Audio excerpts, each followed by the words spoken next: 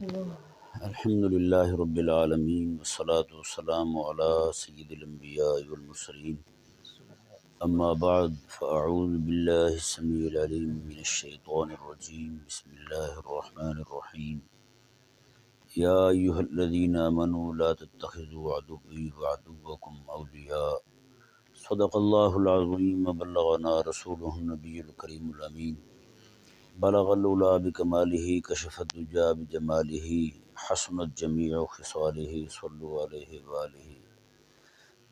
حاضرین ذوی الاحتشام، خلاق کائنات کا کروڑہا بار احسان کہ اس خالق اور مالک نے ہم سب کو اس عظیم المقصد محفل میں آنے کی توفیق عطا فرمائی۔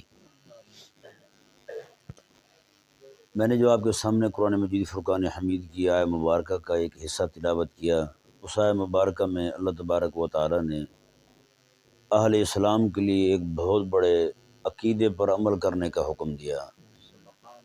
یعنی اللہ تبارک و تعالی کے جو دشمن ہیں اور اہل ایمان کے جو دشمن ہیں، ان کے ساتھ دشمنی رکھنا یہ فرض عین ہے، یہ ہر بندے پر فرض ہے جی۔ اس طرح نماز ہر بندے پر فرض ہے جی، جنازہ ہر بندے پر فرض نہیں ہے، جنازہ پوری امت پر فرض نہیں ہے جی۔ اور بھی بہت سارے واجبات ہیں، فرائض ہیں جو ساری امت پر فرض نہیں ہیں، پورے مجمع پر فرض نہیں ہے۔ وہ باہر سے آیا، اس نے السلام علیکم کہہ دیا، ہر ایک پر وعلیکم السلام کہنا فرض نہیں ہے جی۔ کسی ایک بندے نے بھی کہہ جواب دے دیا تو سب کی طرف سے ادا ہو گیا۔ اسی طرح کر کے جنازہ جو ہے ایک علاقے میں چند لوگوں نے کھڑے ہو کر کے پڑھ لیا، سب کی طرف سے ادا ہو گیا۔ نماز سب پر فرض ہے۔ اسی طرح کر کے اللہ تعالیٰ کے اور اہل ایمان کے جو دشمن ہیں ان کے ساتھ دشمنی رکھنا یہ بھی فرض عین ہے، یہ ہر بندے پر فرض ہے، اور یہ عقیدہ بھی ہے اور رب تبارک و تعالیٰ کی طرف سے ہم پر لازم کیا ہوا فرض بھی ہے۔ سچی بات ہے، اس وقت جس فرض کو امت اس وقت بھولی ہوئی ہے وہ یہی فرض ہے۔ سب سے بڑا فرض یہی تھا۔ اگر اس فرض کو آج امت اپنا لے، اس فرض پر عمل شروع کر دے تو قسم خدا کی امت فتنوں سے پاک ہو جائے۔ امت جو دشمن کو دشمن نعوذ باللہ من ذالک، یہ بھی رب تعالیٰ کی طرف سے سچی بات ہے، رب تعالیٰ کے دین کے ساتھ بے وفائی کی ہم نے، تو اللہ تبارک و تعالیٰ نے یہ بھی ہم پہ عذاب نازل کیا کہ ہم جو ہے دشمن کو خیر خواہ سمجھ رہے ہیں۔ دشمن کو دشمن سمجھنا فرض تھا، ہم نے دشمن کو دشمن نہیں سمجھا، دشمن کو خیر خواہ سمجھا ہوا ہے ہاں جی۔ یہ بہت بڑی، میں کہتا ہوں قسم خدا کی، امت کو آپ کتنا سمجھائیں گے، اتنا زور لگائیں اتنا کم ہے۔ ان کو صرف یہ پہچان کروانا کہ بھائی وہ تمہارے دشمن ہیں ہاں جی۔ اللہ تبارک و تعالیٰ نے قرآن کریم میں یہ عقیدہ ولا جو ہے نا ہاں جی، محبت کس کے ساتھ رکھنی ہے، اس کا بھی حساب ہونا ہے، یہ بھی اللہ تبارک و تعالیٰ نے بطور عقیدہ کے لازم کیا ہم نے۔ اور براۃ من اللہ ورسولہ، برات کا اظہار کرنا کسی کے ساتھ ہاں جی، جہاں اللہ تبارک و تعالیٰ جو ہے برات کا اظہار تو کیا جا رہا ہے صحابہ کی طرف سے، اہل ایمان کی طرف سے، لیکن اللہ تبارک و تعالیٰ نے وہ بات شروع اپنی ذات سے اور اپنے حبیب کے ذات سے کی ہے ہاں جی۔ اللہ تبارک و تعالیٰ بھی ان سے بری ہے، اس کے حبیب بھی ان سے بری ہے۔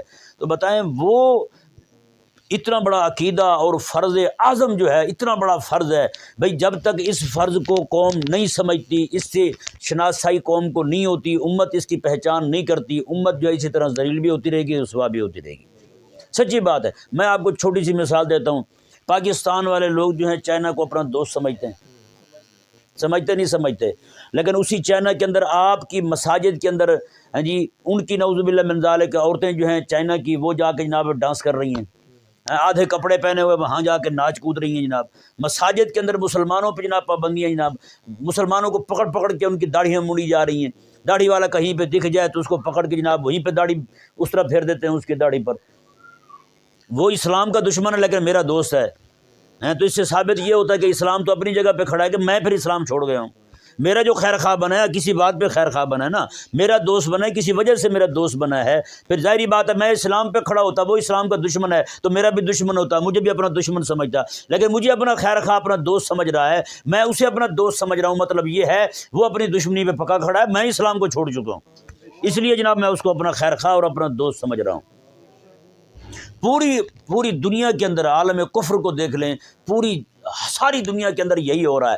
فرانس جو ہے کتنا بڑا گستاخ ہے میرے آقا علیہ السلام کا، جہاں پر عالمی سطح پر اور حکومتی سطح پر آقا علیہ السلام کی گستاخی ہوتی، آقا علیہ السلام نعوذ باللہ من ذالک، آقا علیہ السلام کے خاکے بنا کر کے وہ ملعون جو ہیں وہ جناب سرکاری عمارتوں پر لگاتے ہیں لیکن وہاں پر میرے ملک کے لوگوں کو جا کر کے تبلیغ کرنے کی اجازت ہے.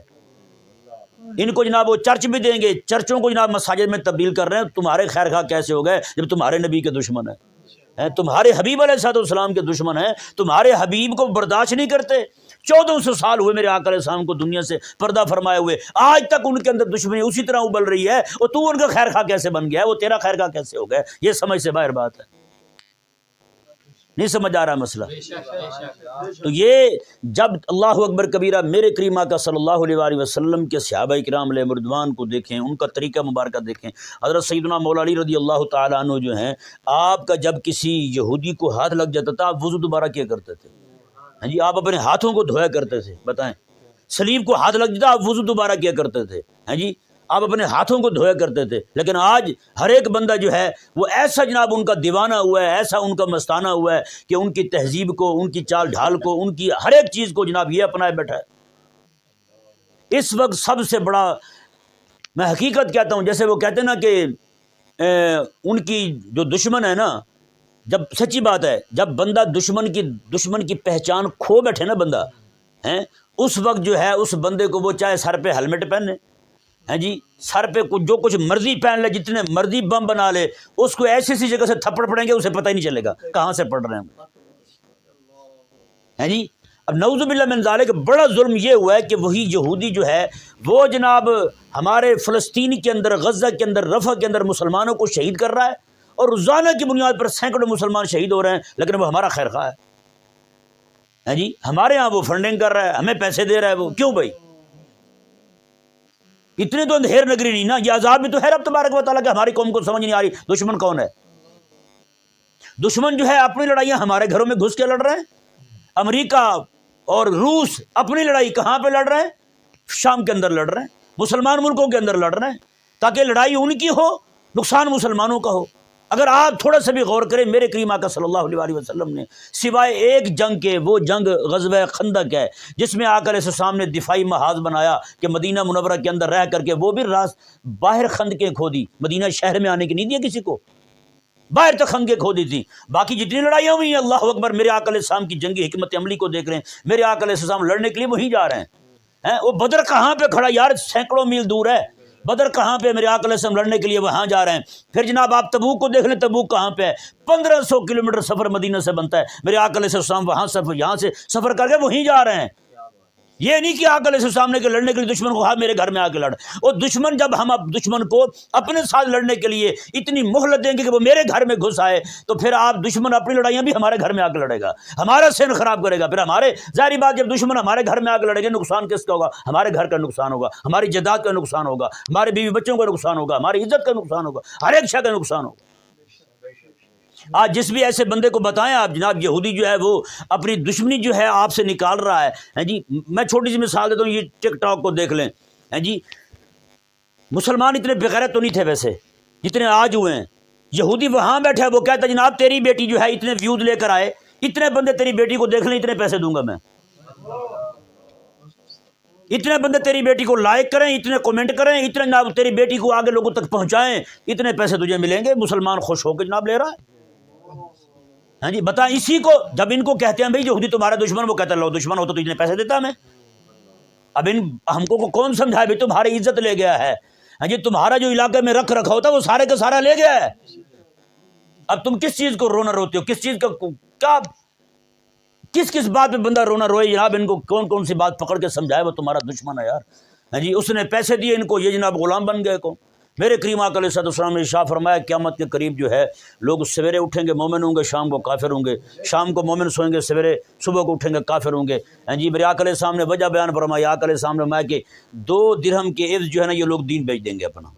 2 درہم کے عوض دین بیچ دیں گے. انہوں نے عزت بیچ دی، دین بیچ دیا، ہر شے بیچ دی قوم نے. آج حضرت سیدنا امام حسن رضی اللہ تعالیٰ عنہ، امام حسن بصری رضی اللہ عنہ ارشاد فرماتے ہیں کہ آقا علیہ السلام نے یہ فرمایا تھا کہ ایسا ہوگا. فرماتے ہیں کہ پھر میں نے اپنی آنکھوں سے دیکھا لوگ جو ہیں، فرمایا کہ وہ بکری کے بچہ جو ہوتا ہے نا اس کے عوض، اور فرمایا کہ بالکل نکارہ سی بکری کے عوض بھی لوگ اپنا دین بیچتے میں نے دیکھے ہیں. پھر بتائیں آج تو ہم نے اتنے تک نیلام کر دیے ہیں، ایک ایک شے ہم نے بیچ دی۔ کہاں یار وہ قصور تھا، ایک سکھوں کا لڑکا ننگے سر قصور سے گزرا جناب، انہوں نے مسلمانوں نے پکڑ کے اس کو ایسا پھینٹا چڑھایا، اس نے کہا کہ یہ قصور مسلمانوں کا علاقہ ہے، یہ بغیرتوں کا علاقہ نہیں ہے، یہاں سے ننگے سر گزرا ہے۔ آج تو ہر گھر میں جناب کیسے ننگے گھوم رہے ہیں، وہ غیرت کے معیار بدل گئے ہیں بھائی جی، غیرت کے معیار بدل گئے ہیں، عزت کے معیار بدل گئے ہیں، کچھ بھی نہیں بچا پیچھے۔ جب امت جو ہے وہ اس حال تک پہنچ جائے تو بھائی اس وقت تو سب سے بڑا فرض یہی بن جاتا ہے کہ امت کو یہ پہچان کروائی جائے کہ بیٹا او بچے میری بیٹی بات سنو، تمہارا دشمن کون ہے؟ ہاں جی، جو تمہیں جناب وہاں پہ بیٹھا ہوا، وہ یہودی وہاں پہ بیٹھا ہوا ہے، وہاں پہ بیٹھ کے جناب تمہیں انگلی پہ نچا رہا ہے اور تم جناب گلی محلے میں جا کے ناچ رہی ہو۔ مسلمانوں کی بہنیں بیٹیاں جناب اب ٹھمکے لگانے کے لیے دبئی کے سفر کر رہی ہیں، عمان کے سفر کر رہی ہیں، باہر کے ملکوں میں جا کر کے وہاں سے جناب ویڈیو بنا بنا کے اپلوڈ کر رہی ہیں۔ یہودی نے ایسا ذلیل کیا جناب ان کو، نعوذ باللہ من ذالک۔ آج قوم یہاں تک پہنچ چکی ہے، صرف مسئلہ یہی ہے کہ ہم نے رب کے دشمنوں کو نہیں پہچانا، اپنے دشمنوں کو نہیں پہچانا۔ سچی بات ہے، ایسی دشمنی کبھی بھی دشمن ہمارے ساتھ نہیں کر سکا تھا کہ مسلمان کی بیٹی کو کہے تو ناچ، میں تجھے پیسے دوں گا، اور مسلمان کی بیٹی تیار ہوگی وہ ناچنے کے لیے۔ کہاں وہ ایک وقت تھا، میرے کریم آقا علیہ السلام کی صحابیہ جو ہیں وہ کوئی چیز لینے کے لیے برقعے میں جناب بازار گئی، بازار وہ یہودیوں کا تھا، سونے کا کام کرتے تھے، انہوں نے جناب وہاں سے کوئی چیز مانگی تو اس نے کہا کہ جناب یہ نقاب اتارو پھر دوں گا میں، نعوذ باللہ من۔ انہوں نے کہا نہیں ایسا نہیں ہو سکتا، نیچے پڑا ہوا تھا بیٹھنے کے لیے کوئی پھٹا وغیرہ، اس پر بیٹھ گئی، اس ذلیل نے ان کا برقع نیچے باندھ دیا پیچھے سے، جیسے اٹھی منہ سے صرف نقاب اترا تھا، زور سے آواز نکالی، میں کوئی ہے مومن جو میری عزت کا بدلہ لے ان ذلیلوں سے، انہوں نے میرا نقاب اتارا ہے۔ اللہ اکبر کبیر۔ ایک صحابی آقا علیہ السلام کے غلام صفہ میں پڑھتے تھے حضور سے، ایسے گزرے، ان کے کان میں آواز پڑی تو کیا بجلی کوند گئی ان کے جسم کے اندر، خون ان کا کھولنے لگا، اسی وقت پکڑ کے کہا کون ہے؟ انہوں نے کہا یہ یہودی ہے۔ انہوں نے وہیں پہ پکڑا جناب، گردن اس کی جناب قلم کر دی، اس کی گردن اتار دی، اس کی وہیں پہ پھینک دیا۔ یہودیوں کو پتہ چلا، انہوں نے آ کے آقا علیہ السلام کو صحابی کو شہید کر دیا۔ میرے آقا علیہ السلام کو اطلاع ملی، آقا علیہ السلام تشریف لے کر آئے، پورے قبیلے کو، ان سارے یہودیوں کے بڑے قبیلے کو میرے آقا علیہ السلام نے مدینے سے نکلنے کا حکم جاری فرمایا، وہاں سے نکال دیا آقا علیہ السلام۔ کہاں وہ غیرت کا ایمان تھا، غیرت کا معیار تھا ہمارا، وہ کہاں آج ہم گرے ہیں یار آ کے۔ حافظ مظفر نام کا ایک ملتان کا حاکم گزرا جی، خواجہ شمس الدین سیالوی رحمہ اللہ، آپ کے ملفوظات میں یہ بات موجود ہے۔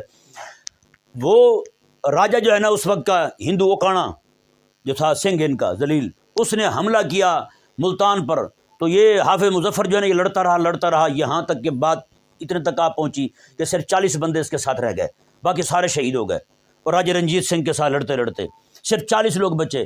تو ایک بندے نے کہا کہ حضرت، آپ کو پتہ ہے ایسے لوگ پلپلے ہر جگہ ہوتے ہیں، وہ کہنے لگا کہ حضرت ذرا مہربانی کریں، آپ جو ہے نا اس کا صرف استقبال کر لیں، راجہ رنجیت سنگھ کا استقبال کر لیں، وہ ہمیں چھوڑ دے گا، ہماری معافی ہو جائے گی، ہم مارے نہیں جائیں گے۔ اللہ اکبر کبیرہ۔ حافظ مظفر نے پتہ کیا کہا، وہ جو غیرت والے قرآن کے حافظ تھے، ہیں جی، حافظ مظفر نے کہا سنے بات سن، کان کھول کے میری بات سن، میں نے اپنی اس داڑھی کے ساتھ رسول اللہ علیہ السلام کی مسجد میں جھاڑو لگایا ہے، تو کیا سمجھتا ہے یہ داڑھی جو ہے اب کسی رب تبارک و تعالیٰ کے دشمن کے آگے جھکے گی؟ میں یہ میری گردن جو ہے یہ کٹ تو سکتی ہے پر میری داڑھی جو ہے یہ اس کے سامنے جھک نہیں سکتی کبھی۔ اور اگلی بات پتہ کیا کی، میں رب تبارک و تعالیٰ کے قرآن کا حافظ ہوں، اگر میں جھک گیا اس کے سامنے تو قوم کیا کہے گی، لوگ کیا کہیں گے، رب تبارک و تعالیٰ کے قرآن کی بھی توہین کر گیا یہ بندہ جاتے جاتے۔ میں یہ نہیں ہو سکتا، میرا گلا کٹ سکتا ہے، میں مارا جا سکتا ہوں، میں شہید ہو سکتا ہوں، لیکن یہ کام میں نہیں کر سکتا کبھی۔ تو پیارے بھائیو، آج کلمہ پڑھنے والے مسلمان جو ہیں انہوں نے کون کون سی عزت رول کے رکھ دی ہے، عزت جو ہے وہ ضائع کر کے رکھ دی ہے، عزت برباد کر کے رکھ دی ہے، خود موہن بن گئے ہیں، خود گستاخ بن گئے ہیں، خود مقصر بن گئے ہیں، نعوذ باللہ من ذالک۔ رب تعالیٰ کے قرآن کے، رب تعالیٰ کی دین کے، رب تعالیٰ کی شریعت کے ایک ایک شے کے ہم خود جناب اپنے ہاتھ سے گستاخی کرنے والے ہیں، اور اس کے باوجود ہم گستاخیوں کا الزام کسی اور پر لگائیں تو یہ بھی سمجھ سے باہر بات ہے۔ اللہ تبارک و تعالیٰ ہم سب کو جو کچھ بھی کہا اس پر عمل کرنے کی توفیق عطا فرمائے۔